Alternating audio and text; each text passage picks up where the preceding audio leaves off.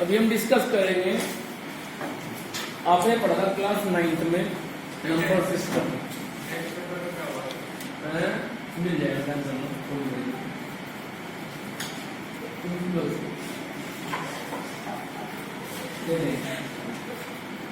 अब सुनो आज की बात क्या हुआ।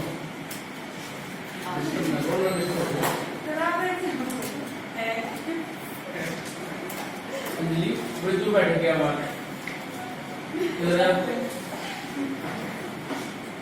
वो तो प्रॉब्लम आपको हो सकती है, इधर सामने ही लगा हुआ है, पर वहाँ जाके देख लेना, ठीक है, बात कर लो। चलिए शुरू करते हैं हम।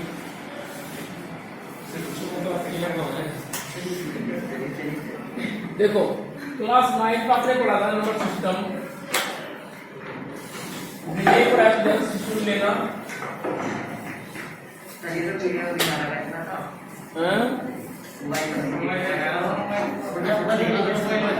आप भी बता रहे हैं।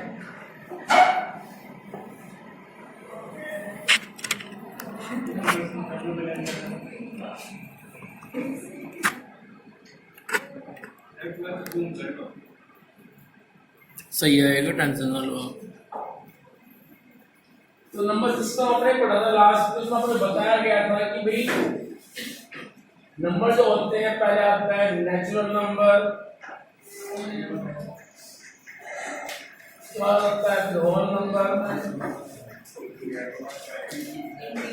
उसके बाद में आता है इंटीजर, ठीक है, रियल नंबर आता है। बट बीच में एक बात होती है, रेशनल और इरेशनल।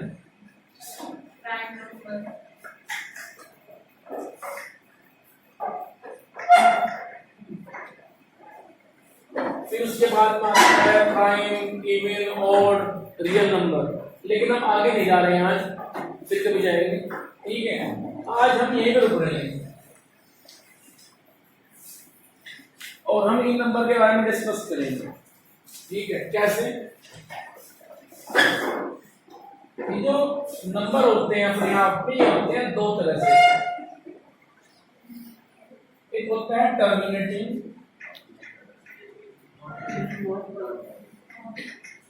एक पूरा ग्राफ बनाएंगे आपने पेपर पे, ठीक है, एक पेज पे, तो एक पेज ले लेना है, उसके बाद से लेंगे। इसको लिखना है मतलब छोटा छोटा लिख लेना ऊपर, क्योंकि आप विशेष केस नहीं रहेगा मेरे पास जो करना पड़ेगा। तो ये हो गया अपने आप में टर्मिनेटिंग नंबर, पहले समझ लो। और एक हो गया मेरे पास में नॉन टर्मिनेटिंग। मेन बात को समझना। अब आप कहेंगे सर कि टर्मिनेटिंग और नॉन टर्मिनेटिंग क्या हुआ?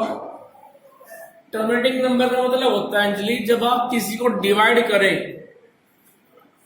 किसी डिविजन से, जैसे 5 डिवाइड बाई 2, 5 डिवाइड बाई 3। तो जब डिवाइड करते हैं, क्वेश्चन दो तरह से आते हैं कि एक क्वेश्चन हुआ है जिसमें आप कुछ देर के बाद रिमाइंडर 0 मिल जाएगा, you will get a remainder 0 after some time, then that dividend is said to be divisible by the divisor, means we can say in other words number is terminating number। ठीक सुनना है कुछ? जैसे आपने divide किया 5 को 2 से, तो 2.5 वो जो अपने आप में फिनिश हो गया। आपने डिवाइड किया 7 को 2 से, 3.5 मिल गया, वो हो गया टर्मिनेट। लेकिन कुछ नंबर ऐसे होते हैं जो कभी भी टर्मिनेट नहीं होते हैं अपनी थ्रू आउट द लाइफ। जैसे यदि आप 10 को डिवाइड करें 3 से, तो ये डिवाइड करने का प्रोसीजर चलता रहेगा हमेशा, नॉन स्टॉप। कैसे?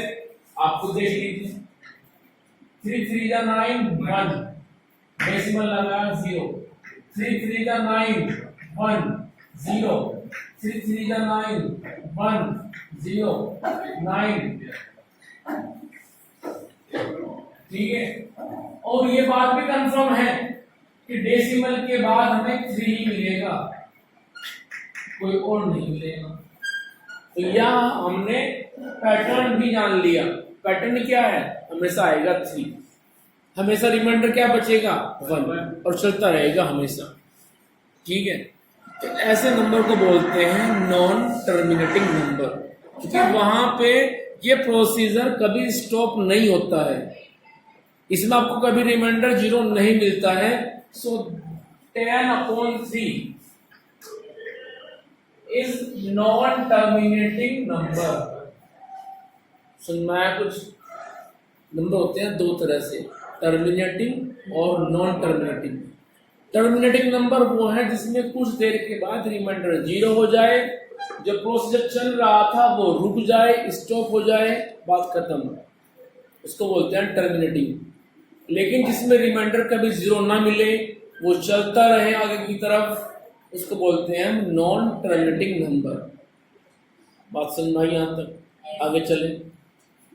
टर्मिनेटिंग नंबर जितने भी होते हैं, जैसे 7/2, 5/2, 10/2, इस तरह से, उनको हम बोलते हैं हमेशा रेशनल।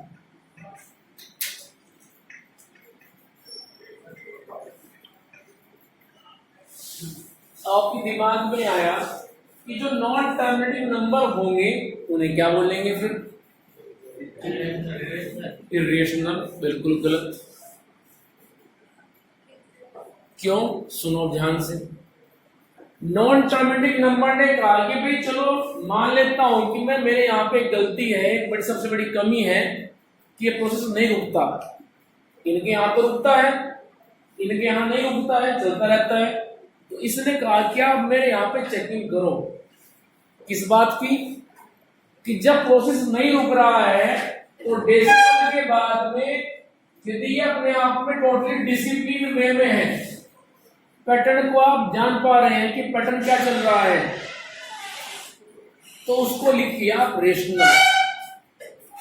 मतलब इसने कहा कि आप एकदम से अनाउंस मत करो कि नंबर यदि हो गया नॉन टर्मिनेटिंग, आपने एकदम बोल दिया इरेशनल, ये बिल्कुल गलत है। आप मेरे यहाँ पे चेकिंग करो। कैसे चेकिंग? हिसाब से करो कि डेसिमल के बाद पैटर्न जानिए। यदि आप पैटर्न को जान पा रहे हो, उसको लिखने में आप एबल हो, पॉसिबल, आप लिख सकते हो उसको, ठीक है, वो अपने आप में डिसिप्लिन है, तो वो रेशनल होगा। लेकिन जब आप पैटर्न ना जान पाए कि पॉइंट के बाद 183258905767 इस तरह से आ रहा है कुछ ना कुछ, तो उसको बोलिए आप इरेशनल। समझ में आया? ऐसा नहीं है कि जैसे बोला गया नॉन टर्मिनेटिंग नंबर तो आपके दिमाग में ख्याल आया इरेशनल, ऐसा नहीं है। इसके यहाँ पे दो कैटेगरी बनती हैं। एक कैटेगरी बनती है रिकरिंग और एक बनती है नॉन रिकरिंग। अब ये दो वर्ड क्या हैं? रिकरिंग और नॉन रिकरिंग। जैसे ये पढ़ा आपने टर्मिनेटिंग और नॉन टर्मिनेटिंग, तो इसके बाद जो नॉन टर्मिनेटिंग नंबर है, यहीं पे वर्ड इन्वॉल्व होता है recurring, RECURRING, and non recurring.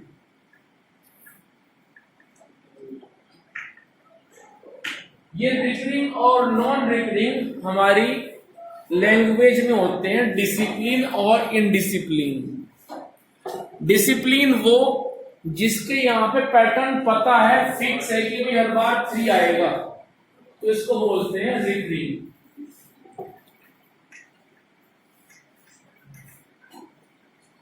साथ में ये है नॉन टर्मिनेटिंग, तो इसको बोलेंगे हम नॉन टर्मिनेटिंग रिकरिंग। लेकिन अब मान लो आपने डिवाइड किया किसी को और आपको मिलता है कि 2.198766504। अब यहाँ पे कहाँ बताओगे कि कौन रिपीट हो रहा है, कौन कब आ रहा है? पता ही नहीं। सुनना है कुछ? एक चला बच्चा घर से, मोहल्ले में पहला ही मोड़ आया, किसी ने पीट दिया, दूसरे मोड़ पे किसी और ने पीट दिया, स्कूल तक पहुंचते पहुंचते पता नहीं चल रहा है किस किस ने पीटा। कोई पैटर्न है, बस में चढ़ा तो बस वाले ने पीट दिया, समझ में आया ना। तो जो जगह जगह पिटता फिर रहा है, पता नहीं कौन कब आ रहा है, कौन कब सर्विस करके जा रहा है, तो उसको बोलते हैं अपने आप में टोटली इनडिसिप्लिन, यानी कि नॉन रिकरिंग। सुन रहा है कुछ? रिकरिंग और नॉन रिकरिंग। रिकरिंग का मतलब डिसिप्लिन, हम जानते हैं कि हर बार 3 आया डेसिमल के बाद में, और नॉन रिकरिंग तब जब डेसिमल के बाद यही ना बता पाए कि कौन आ रहा है कौन जा रहा है। सुनना है कुछ? तो इसको बोलेंगे हम नॉन टर्मिनेटिंग। नॉन टर्मिनेटिंग क्यों? क्योंकि फिनिश नहीं हुआ इसलिए। नॉन टर्मिनेटिंग वो भी है और ये भी है, बट ये अपने आप में इनडिसिप्लिन है, वो डिसिप्लिन वे में है, ठीक है। तो उसको बोलेंगे हम नॉन टर्मिनेटिंग, नॉन रिकरिंग। इस तरह के नंबर अपने आप में होते हैं इर्रेशनल, इस तरह के, ठीक है। तो यहाँ पे जो नॉन टर्मिनेटिंग नंबर था वो 2 कैटेगरी में बढ़ जाएगा, नॉन टर्मिनेटिंग रिकरिंग, और एक हो जाएगा नॉन टर्मिनेटिंग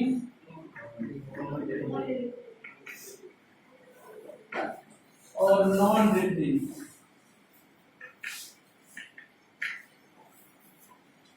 इस तरह के नंबर को बोलते हैं हम रेशनल, और इनको बोलते हैं हम इर्रेशनल। तो ये आपसे पूछता है कि इर्रेशनल नंबर क्या होते हैं, तो उसको आप 2 से सेटिस्फाई कर सकते हैं। एक तो वो जो रेशनल नहीं है तो वो इरेशनल है। आप बोल सकते हो those number which are not a rational number is said to be irrational.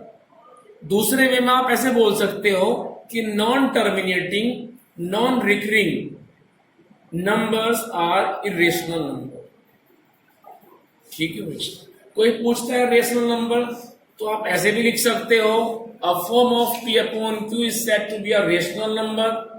उसको आप ऐसे ही बोल सकते हो कि non terminating recurring and terminating number this and this is said to be rational number. सुनना है कुछ? तो वो डेफिनेशन याद रखो, या फिर आप ये भी लिख सकते हो terminating number and non terminating recurring number is said to be rational number. Clear है यहां तक बात? समझ में आ गया? इस पूरे को कॉपी कर लो फटाफट अपने नोटबुक में, ये आपका फेयर वर्क है।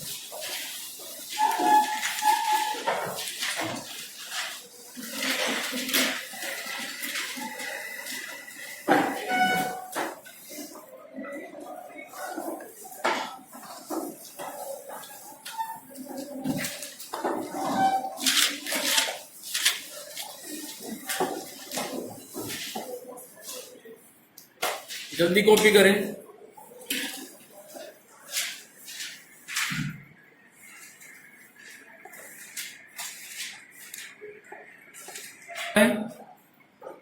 वो आपसे कहेंगे क्वेश्चन में prove that √5 is a irrational number, prove that √3 is a irrational number, prove that √2 is a irrational number.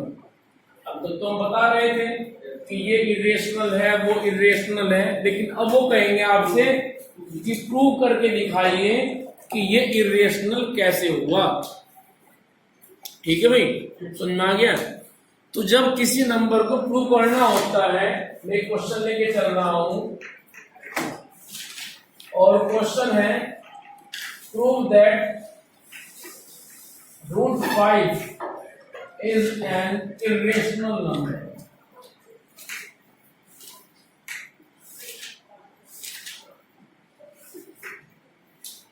Exam में क्या होता है, √5 के जगह आ जाएगा √2, √3, √11, लेकिन क्वेश्चन का सेंटेंस, उसका प्रोसीजर सब कुछ सेम रहता है। क्लियर है? तो जहां जहां लिखेंगे √5 वहां लिख देंगे √2, वहां लिख देंगे √3, √11, इस तरह से। ठीक है। तो उसको प्रूव करने के लिए हम मेथड यूज करते हैं कॉन्ट्राडिक्शन मेथड। कोई पूछ ले आपसे उसको बता देना है मेथड क्या होता है, समझाऊंगा अभी। एक बार पूछ रहे 1 मार्क्स में कि आप कौन सा मेथड यूज करेंगे इसको प्रूव करने के लिए, तो याद रखना है कॉन्ट्राडिक्शन मेथड यूज करते हैं। ये मेथड क्या होता है, ये मेथड ये होता है कि मान लो इस बच्चे ने कुछ बात कही और इसने कहा, जब ये स्वस्थ हो गई, इसने कहा कि नहीं ऐसा नहीं है ऐसा है। इसने अपनी बात को सही माना, जो कह रही थी उसको सही नहीं माना। लेकिन कुछ देर के बाद ये बच्ची बोलती है स्वस्थ होने के बाद में कि नहीं मेरी बात गलत है, आपकी बात ही सही थी। उसको बोलते हैं कॉन्ट्राडिक्शन मेथड। कैसे क्वेश्चन में यूज करेंगे जरा सुनो। क्वेश्चन क्या कह रहा है कि √5 एक इरेशनल नंबर है, आप इस बात को प्रूव कीजिए। लेकिन हम क्या करेंगे, उस क्वेश्चन के अपोजिट एज्यूम करके चलेंगे कि let √5 is a rational number. हम उसको इरेशनल ना मान करके रेशनल मान के चलेंगे, चलते रहेंगे अपनी बात कहते रहेंगे। बाद में क्या होगा, हम अपनी कही हुई बात को ही गलत प्रूव कर देंगे। तो जब हमारी कही हुई बात गलत प्रूव हो जाएगी, इट मीन्स क्वेश्चन की जो बात थी वो ऑटोमेटिकली सही हो जाएगी।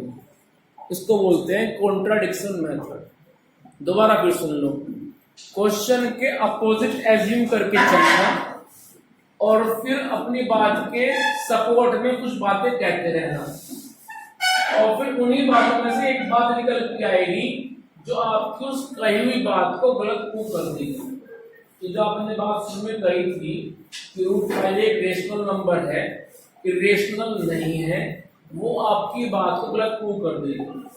तो जब आपकी कही हुई बातों में से ही एक बात निकल के आए जो आपकी बात को गलत प्रूव करे, उसको बोलते हैं कॉन्ट्राडिक्शन मेथड। समझ में आया अभी? कोई दिक्कत?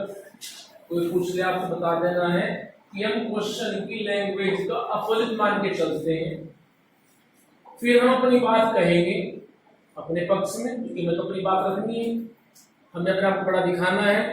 तो हमारी बातों में से ही एक बात ऐसी निकल के आ जाएगी, बातों में जो हमारी उस मानी हुई बात का, हमारे उस स्टेटमेंट का विरोध करेगी, मीन्स उसको गलत प्रूव कर देगी। और जब हमारी कही हुई बात गलत हो जाएगी तो क्वेश्चन की जो बात थी, जो उसका सेंटेंस था, जो उसका कहने का मतलब था, वो ऑटोमेटिकली सही हो जाएगा। ठीक है, चले आगे। तो हम यहाँ पे ये एज्यूम कर लेंगे कि let √5 is a rational number. लेकिन आगे चलने से पहले रेशनल नंबर थोड़ा सा गौर कर लो, रेशनल नंबर क्या होते हैं, क्योंकि उसकी प्रॉपर्टी आपके दिमाग में रहनी चाहिए। यदि नहीं रहेगी तो आप अपनी बात को फिर सही कहते रहोगे, गलत नहीं कहोगे। प्रॉपर्टी थी रेशनल नंबर की 3, आपको यदि याद हो तो। पहली प्रॉपर्टी थी कि क्यू कभी 0 नहीं होगा। Rational number are those number which can be written in the form of p/q, जैसे 1/2, 2/7, 3/5, 5/9, इस तरह से। तो वहां पे एक शर्त थी कि p/q में डिनोमिनेटर q कभी 0 नहीं होगा। पहली बात तो ये थी। दूसरी बात क्या थी कि p/q में p and q both will be integer, जैसे चाहे फिर वो पॉजिटिव हो या वो नेगेटिव हो, इट डजंट मैटर, लेकिन वो इंटीजर होने चाहिए। क्लियर? ऐसा ना हो कि √2/√7, इनकी बात नहीं कर रहे हैं, क्योंकि इंटीजर में कभी आता ही नहीं है रूट। इंटीजर क्या होते हैं 0, 1, 2, 3 and so on, -1, -2, -3 and so on. तो हम उनकी बात कर रहे हैं।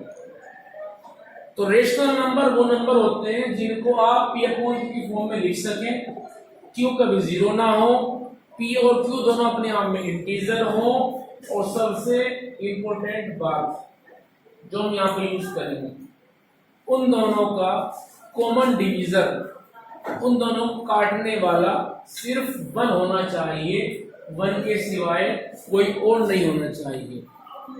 जैसे आप है 5/10, तो 5/10 को मैं 5 से काट के लिख सकता हूँ 1/2। तो मैं 1/2 की बात कर रहा हूँ, 5/10 की बात नहीं कर रहा हूँ। सुनना है कुछ? 5/10 को आप जब लिखेंगे कन्वर्ट करके 1/2, तो मैं उसकी बात कर रहा हूँ। तो ध्यान रहे रेशनल नंबर में उनका कॉमन डिवीजर ऊपर और नीचे न्यूमरेटर और डिनोमिनेटर को काटने वाला सिर्फ 1 होना चाहिए, 1 के सिवाय कोई और नहीं होना चाहिए। यदि आ रहा है तो उसको हम रेशनल नंबर नहीं कहेंगे। ये प्रॉपर्टी हम यहाँ पे यूज करेंगे अब थोड़ी देर के बाद। चलिए अब तो सुनो ध्यान से, जब आपने लिख दिया कि √5 एक रेशनल नंबर है, लेकिन रेशनल क्या होते हैं? P(2) टाइप के होते हैं, तो मैं लिख सकता हूं फिर this implies √5 equals to P(q). कोई प्रॉब्लम? क्यों लिख सकते हैं? क्योंकि √5 को हमने एक रेशनल नंबर एज्यूम कर लिया है, तो एक रेशनल दूसरे रेशनल के बराबर हो सकता है। ठीक है भाई, तो हमने √5 को लिख दिया P(q) के बराबर, क्योंकि अब √5 की रेशनल नहीं कर रहा, हमने उसको रेशनल एज्यूम कर लिया है। चलिए आगे, अब करूंगा क्रॉस मल्टीप्लाई, तो यहां से मुझे मिल जाएगा P × 1P = √5Q। कोई प्रॉब्लम? इसके बाद करेंगे आप squaring on the both side.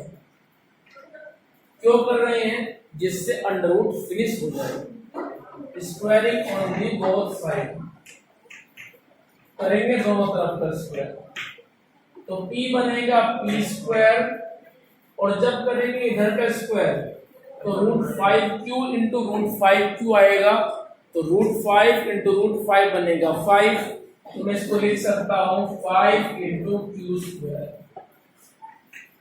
कोई दिक्कत यहां तक?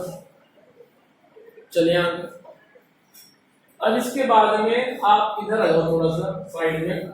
आपने एक बात पढ़ी थी बचपन में, वो बात ये थी कि जब डिविडेंड को आप डिवाइड करते हैं डिवीजर से,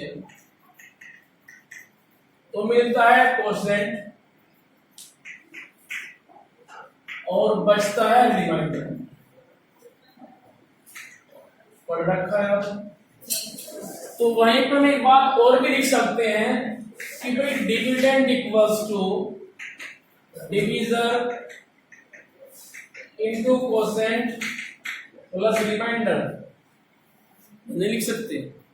लिख सकते हैं। जैसे आपने डिवाइड किया 11 को 5 से, 2 टाइम चला, 1 रिमाइंडर बचा, तो मैं 11 को लिख सकता हूं 11 is a dividend, 5 divisor, 2 quotient, 1 remainder।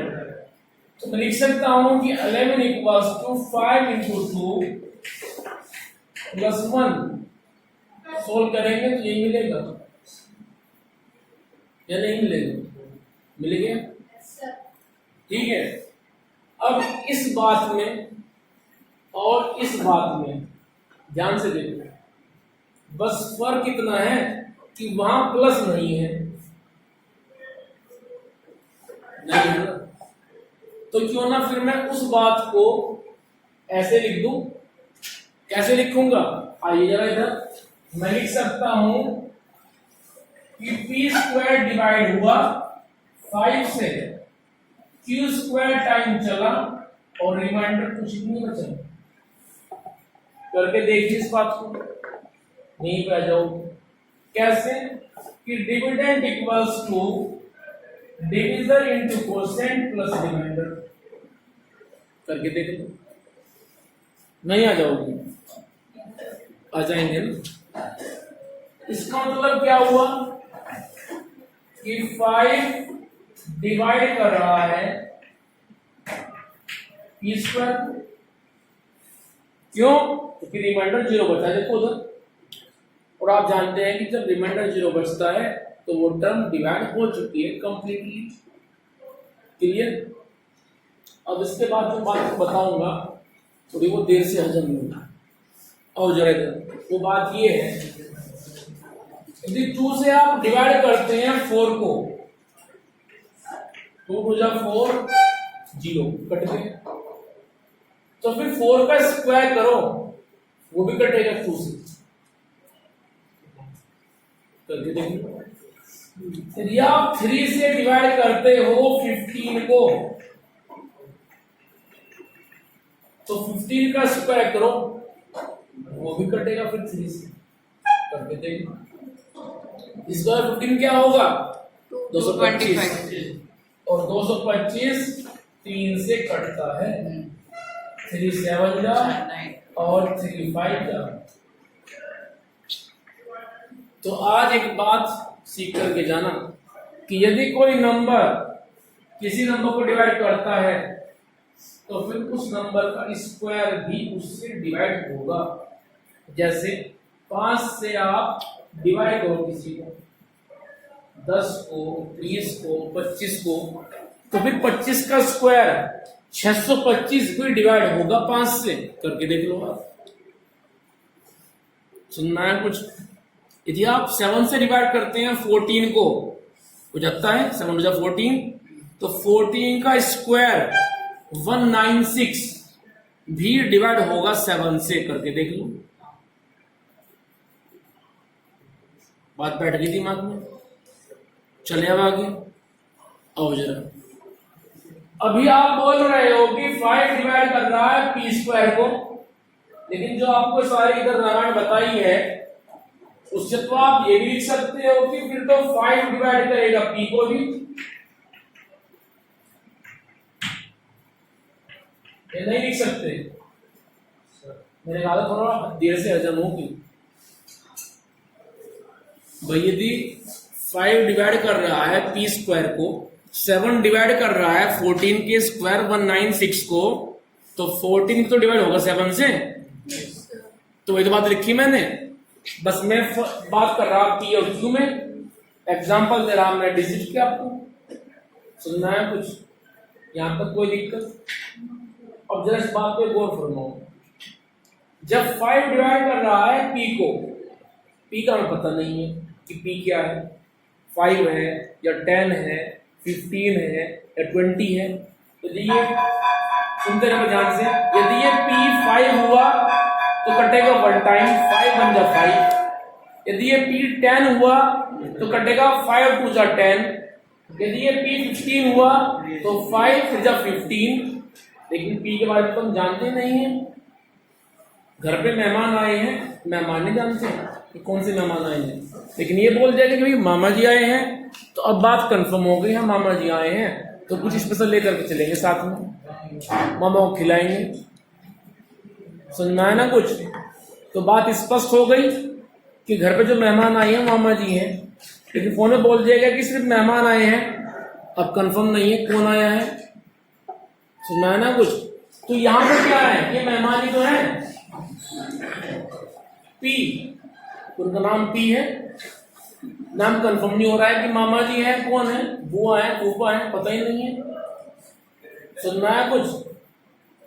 तो हम यहाँ पे इस बात का से लिख सकते हैं कि जब 5 डिवाइड कर रहा है पी को, मान लो कि 5 ने पी को m टाइम डिवाइड किया, क्योंकि जब पी के बारे में नहीं पता, m के बारे में नहीं पता, भाई मेहमान आए हैं तो क्या हुआ, सिंपल से समोसे दूध सड़े हुए थे उठा के लेके चले गए, और मामा बोलते तो लेके चलते साथ में पनीर पकौड़ा भी। ठीक है भाई? तो यहाँ पे जब पी के बारे में नहीं पता तो हमने मान लिया सड़े हुए समोसे हैं कि 5 ने पी को m टाइम डिवाइड कर दिया। ठीक है, रिमाइंडर क्या बच गया, 0। तो क्यों ना इस बात को हम ऐसे लिख दें कि dividend equals to division into quotient plus remainder, लिख सकते हैं। तो इसी बात से हम लिख सकते हैं कि p इक्वल्स टू 5m।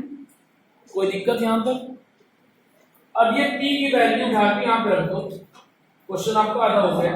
रखो जरा इसमें, put it into equation second, तो क्या बनेगा square of 5m equals to square of 5q square, यहां से आएगा 25m square equals to 5q square, और इसके बाद में आएगा फिर, बस जरा 1 मिनट बैठ रहना, कोई बात नहीं सर हमने लैंडिंग की किया है यहां पे Z बेटा, इसलिए लिया m की p के बारे में नहीं पता है, आप यहाँ पे a ले लो b ले लो। सर अभी तो q बैठा हाँ तो मैं कहता हूँ p को छोड़ करके आप यहाँ पे x ले लो, y ले लो, a ले लो, b ले लो, तो लेना पड़ेगा ना। कोई मेहमान आए हैं लेके जाए नहीं, ऐसा ना खाली चले जाएंगे, ठीक है। बोले ही है कि हम सड़ा हुआ माल लेके जाएं, कैसे लेकर के जाएं, क्योंकि जब मेहमान के बारे में बताएं कि मेहमान कौन है, मामा है, तो स्पेशल लेके जाएंगे, कुछ ना कुछ गाड़ी भर के लेके जाएंगे, ठीक है। और जरा तो यहाँ से मैं इसका लिख सकता हूँ कि 5 ने काट दिया इसको 5 टाइम, तो बनेगा 5m square equals to q square, कोई दिक्कत, इसको पलट दो, q square equals to 5m square. अब सुनो फिर ध्यान से, ये बात दोबारा घूम फिर के फिर इधर आ गई, जैसा ये ऐसा ये, तो मैं यहाँ पे फिर से लिख सकता हूँ कि भाई 5 को डिवाइड कर रहा है q स्क्वायर को, जैसे यहाँ हो रहा था p स्क्वायर डिवाइड, सुनना है कुछ, और जब 5 कर रहा है डिवाइड q स्क्वायर को, फिर तो 5 डिवाइड करेगा q को भी, और बात यहाँ पर आती फंस गई। क्यों फंस गई? क्योंकि सुनो, कुछ देर पहले कह रहा था 5 कि हम डिवाइड करेंगे p को, अब बोल रहा है कि हम करेंगे डिवाइड q को भी। कहां थे p और q? वो यहां थे, और कैसे थे? As a rational. कंडीशन क्या थी कि डिवाइड सिर्फ 1 से हो, लेकिन ये तो डिवाइड हो रहे हैं दोनों के दोनों किससे? 5 से। इट मींस क्या हुआ कि p अपॉन q जो आप लेके चले थे वो रेशनल है ही नहीं। इसका मतलब क्या हुआ कि जो हमारी इनिशियल अजम्पशन थी ये वाली, वो गलत थी। Our initial assumption was wrong, और जब वो रॉन्ग थी तो फिर सही क्या था? Question, this implies root 5 is an irrational number. बात ये है